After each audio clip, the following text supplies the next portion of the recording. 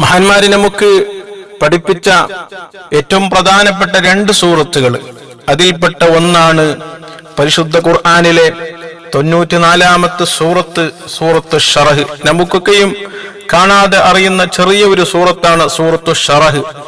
അലം നശ്റഹ് ലക, സോദർക്ക് തുടങ്ങുന്ന സൂറത്ത്.